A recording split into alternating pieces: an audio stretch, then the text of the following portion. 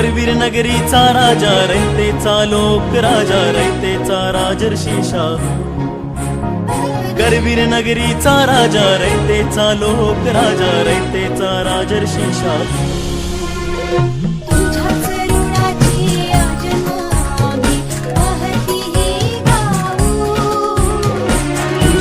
गुणाची अजम कीर्ती ही गाऊ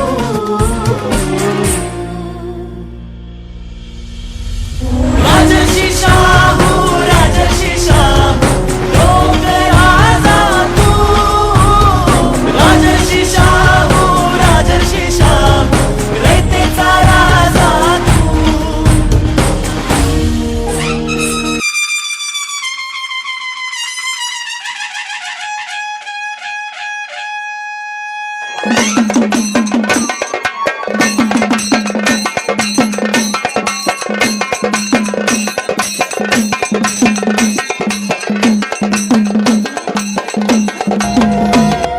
करवीर नगरीचा राजा रयतेचा लोक राजा रयतेचा राजर्षी शाह करवीर नगरीचा राजा रयतेचा लोक राजा रयतेचा राजर्षी शाह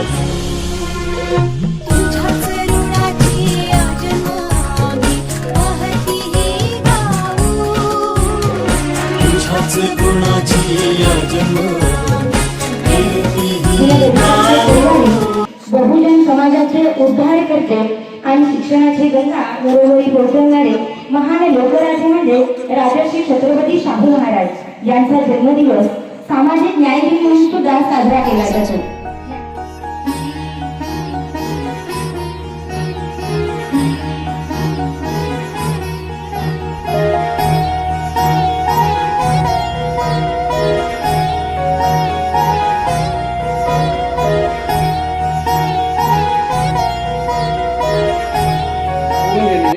ज्यांनी या भारत देशाला एक वेगळा आयाम दिलेला आहे आणि सामाजिक समतेचा म्हणजेच न्यायाचा त्यांनी या ठिकाणी पाया रचलेला आहे. म्हणूनच हा दिवस म्हणजे त्यांची जयंतीचा दिवस आपण सामाजिक न्याय दिन म्हणून सुद्धा साजरा करतो. याच्यामध्ये आपण सगळेजण या विद्यालयाच्या आवारात उपस्थित आहोत, शिक्षण घेत आहोत. या शिक्षणाची मुहूर्तमेढ जी रोवली आणि खऱ्या अर्थानं रोवली आणि सक्ती करून रोवली असे हे शाहू महाराज आपले त्यावेळेला म्हणजे 1932-34च्या दरम्यान एवढे द्रष्टे होते ज्यावेळेला इंग्रजांचं वर्चस्व होतं आपल्यावरती. त्या काळातसुद्धा त्यांनी शिक्षणाचं महत्त्व जाणलेलं आहे. राजर्षी शाहू राजर्षी शाह लोक राजा तू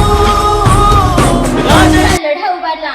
अहो महापराक्रमी कर्तृत्वान माणसांच्या बाबतीत तुकाराम महाराज त्यांच्या एका अभंगात असं म्हणतात की न लागे सांगावं चंदना वनस्पती मेळा अहकारुणी अंतरंगी धावे स्वाभे बाहेर धनितही ताही पर्यावरेना.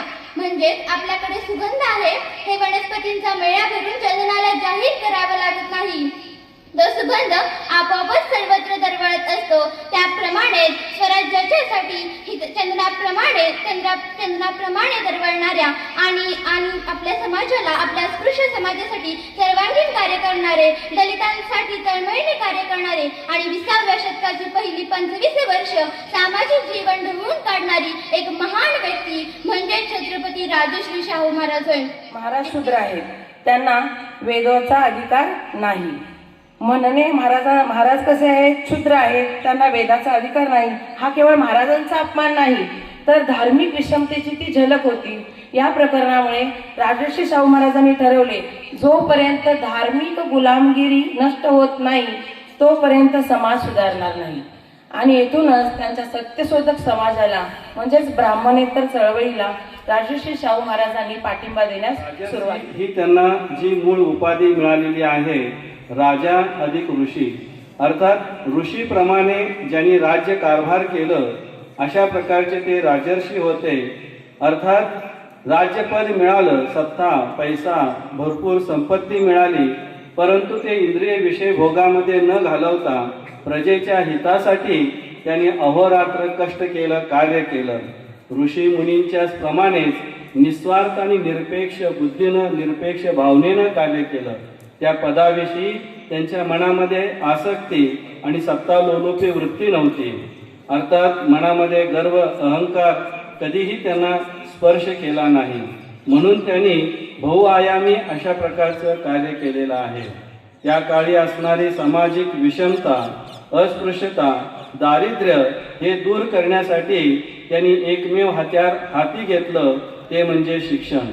आणि म्हणूनच त्यांनी विचार केला, या समाजाला सुसंस्कारित, सुशिक्षित आणि उच्च विद्या विभूषित बनवण्याचं असेल, अज्ञान, अनिष्ट रूढी परंपरा दूर करावयाचा असेल तर शैक्षणिक क्रांती घडली पाहिजे आणि बालपणापासूनच शिक्षणाची सक्ती केली.